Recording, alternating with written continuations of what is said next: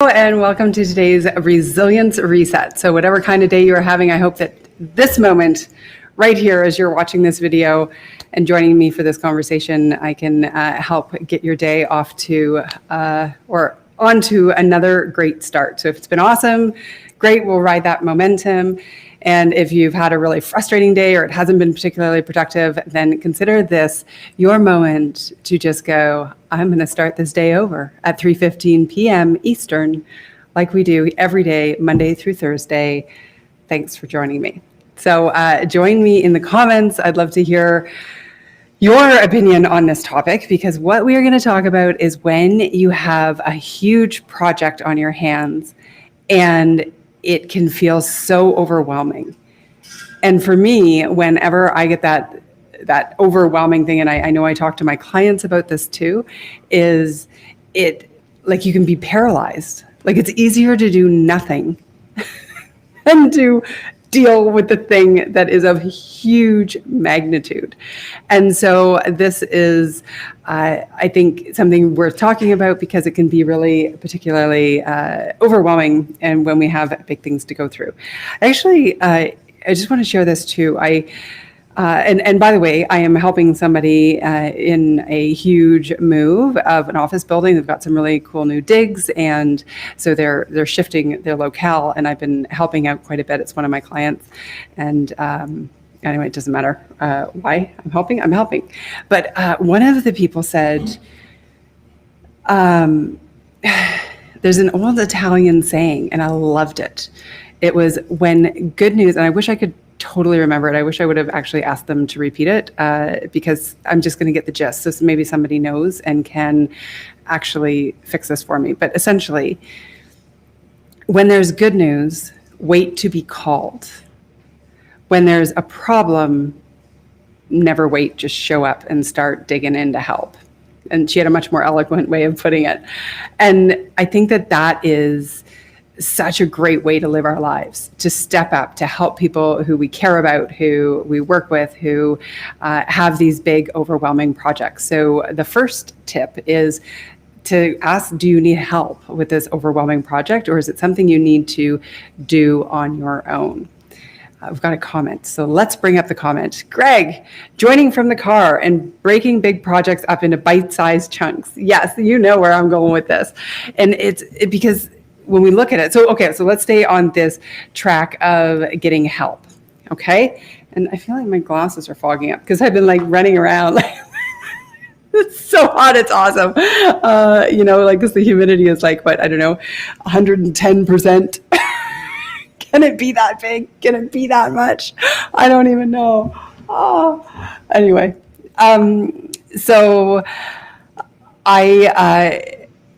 We were talking about getting help, right? And like, who do you need to hire? And when if you were watching all the lives during the lockdown, when I moved my house and had to pack everything up and organizing like what's going out to the lake house and what's staying in London in storage for me to buy a new house, like what did I have to do? I was organizing, and Mom was in the hospital, and I had to, manage all of her stuff as well. And so I actually hired somebody. I hired Betsy Simmons, who is a professional organizer. And there are some other ones that I recommend as well. Betsy is my go-to person. And she is so good at taking a huge project and breaking it down. And just like, okay, what is the game plan? Where are we going to start? And making like this thing that feels like so overwhelming just happen.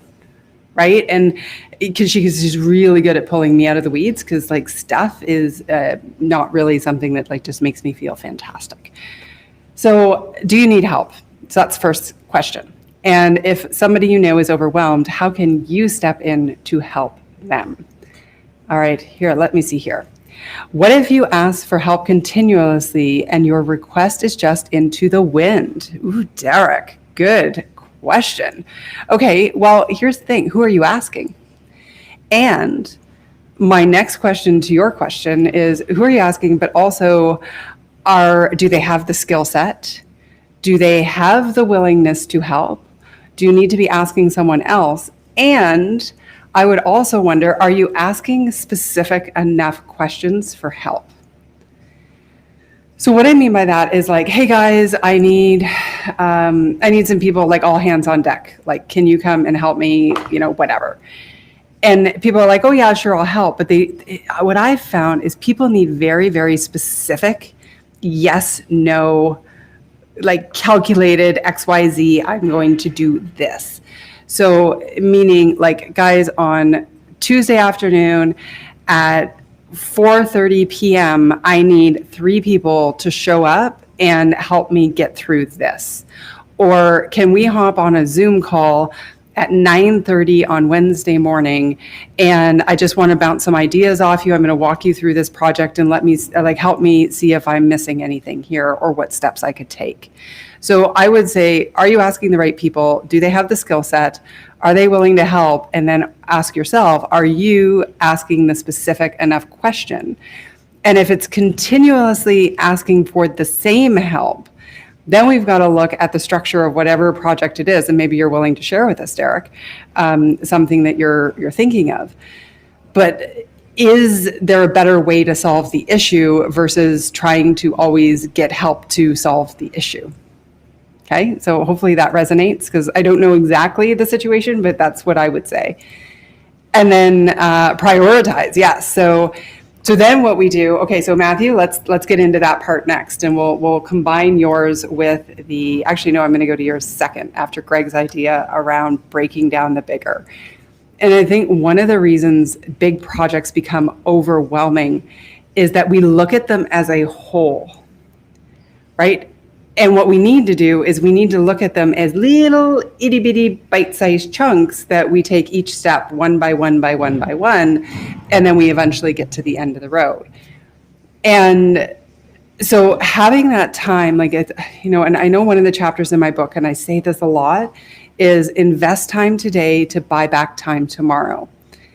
And when you're in an overwhelming project situation, the same principle applies. Now, you don't need to do a whole day of, investing time, but taking the time, so 10, 15 minutes, and I had to do it this morning. So I was feeling really like, oh my God, there's so much to get done by the end of the day. Where do we even start? And then I felt like I was walking around in circles, and no one job was really getting done well.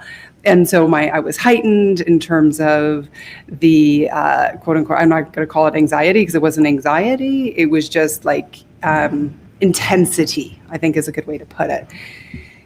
And so what I did was I was like, okay, let's stop for a second. Sat down, looked at the different areas of responsibility, the different jobs that need to get done. And I started going, okay, we're going to start here, work our way over here, here, here, here, and almost did like a mind map of the steps that needed to happen. And then it was like, okay, I'm only going to do this one thing right now. And so when we look at it as the overall collective of the big tasks, it's very natural to have that stress response and feel overwhelmed because of it. When if instead we look at the individual bite-sized pieces, we can actually, like, that one thing is not that big a deal, right? So wrap these skids, not a big deal. Wrap 20 skids, big deal, right? Like, it feels like, oh my gosh, how am I going to ever get it done? Pack up this skid, so all of that, I think building it down. And I love to use the example actually of when I used to do a podcast. And one of the reasons I love doing live, and I'm so happy doing what I do every day on Monday through Thursday here for the Resilience Reset, is because there's very little prep. The expectation is it's a total riff. So you get me in the middle of my day with whatever's coming out of my brain in that moment, and that's it. But I used to do a podcast, and I did it for 52 weeks, which was awesome. 52, actually, I don't think it was 52 weeks, but it was 52 episodes. So I had committed to doing it for a year, and it was so intensive. So I had to arrange the guest, research the guest, do the artwork, like all of it, right? So I would put it on my list and I'd be like, podcast. And podcast could be really considered quite overwhelming. And it would sit on my list and I would never really get around to it till it absolutely had to be done. And then I'd be working late and it was just like, it wasn't working. And so then what I did is I practiced my own advice And I created like a little mini spider web check, like mind map. And it would be like podcast. And then I would go, okay, artwork, guest, information, and like make all these 10 to 15 minute chunks of tasks. And then it wasn't overwhelming because it was like I only had to look at the one little thing, the next little thing, then the next thing, then the next thing, as opposed to looking at it as this 3-hour, 4-hour ordeal that had to get done each week. And so taking that time, investing the time to sit down and go, okay, here's big project X. What are the A, B, C, D, E, F, G, H, I, J, that when I do all of those are actually going to get it done? And even if it's something like cleaning out a basement, which I mean, maybe is a weird example, but I'm just thinking about back to when I moved. It was like, okay, I'm going to do the corner. I'm going to put all of the like-minded stuff together. Okay, so that was the first thing. So that was task one. So get all of the clothes in one area, get all the building supplies in one area, get all the sporting goods in one area, get all of the laundry in one area, like just, put everything into sections. So that was job one. So then the next job was just deal with the building supplies. Am I donating it? Am I keeping it? Am I selling it? What am I doing with it? So here are all the building supplies. And then here are all the sporting equipment. Does everything fit? Does it still work? Do I need 3 sets of skis? Do I need 2 golf clubs? What do I need? So like dealing with all of that. And so it's this idea, like Greg talked about earlier, of breaking the big into the small. And then I'm going to come to Matthew's comment about prioritizing, right? So we take that and we go, okay, what are all the little bits that need to happen? And in what order does it make the most sense to get them done? Okay? And then we have to be so emotionally disciplined that we don't look at the huge, we look at the individual tasks. And if you know me and my philosophy, tasks do not require emotion unnecessarily. Do not require unnecessary emotion. We just have to get them done. No fanfare, do them as efficiently and effectively as possible. And when we do that, then we get to the next piece. Now I see here out of the corner of my eye that Derek has filled us in on his situation that he's asking for help. Let's see what it says. Without getting into specifics, I was asking my superiors and it was falling on deaf ears, it seems. But yes, your reply was helpful. Yeah, good. A, I'm glad it's helpful. Second, it's really interesting about when I've worked with people who have been like, my leaders are not giving me what I need. There's such a big conversation. I wonder if we should do a whole live on that. Would that be helpful? Like, how do we empower people to empower us? If they're leading us, if we need to rely on them, maybe we should do that as a live. I think so. I think that's a good idea. Your idea, Derek. I'm giving you the full credit on that. Okay.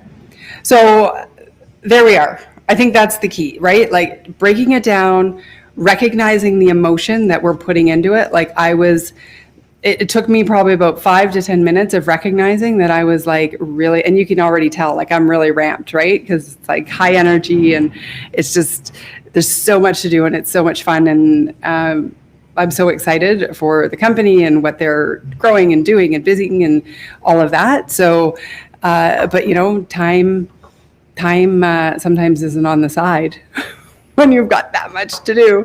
So it's just working through step by step by step by step. But I think the key is the emotional discipline and the self-awareness to recognize when you're overwhelmed and spinning the wheels and then just not getting anything done really effectively or to completion. But also when you're feeling that sensation of being overwhelmed and being not particularly productive and having this good sense to go, whoa, this isn't effective.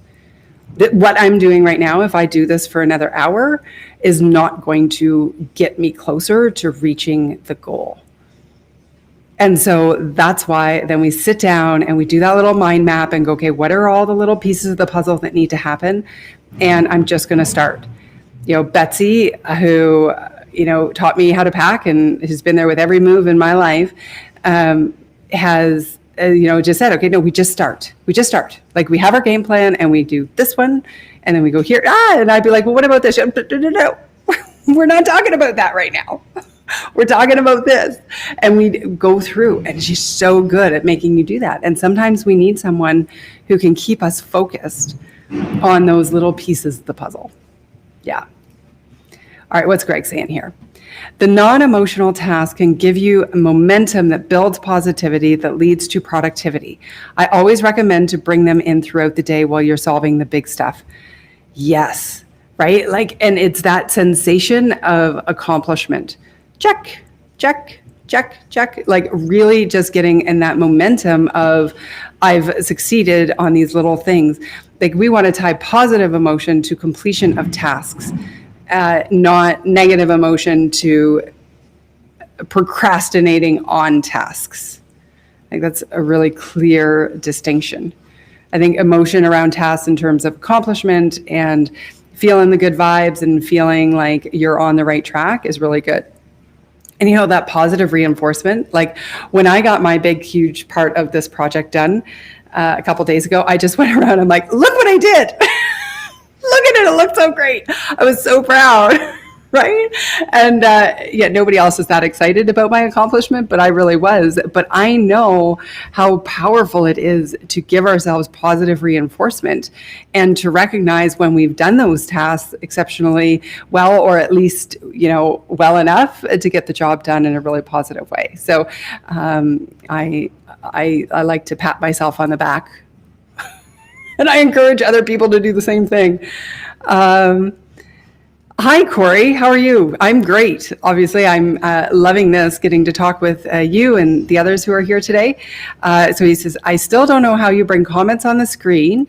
Well, I'll tell you exactly how I bring comments on the screen. I use a program called Restream.io.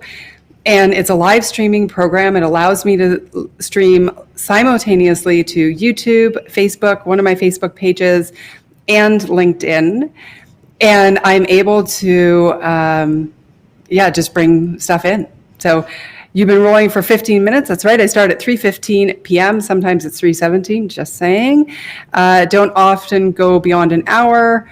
Yeah, definitely. Check out the replay. You're welcome to. I go 15 to 20 minutes. Sometimes a half an hour.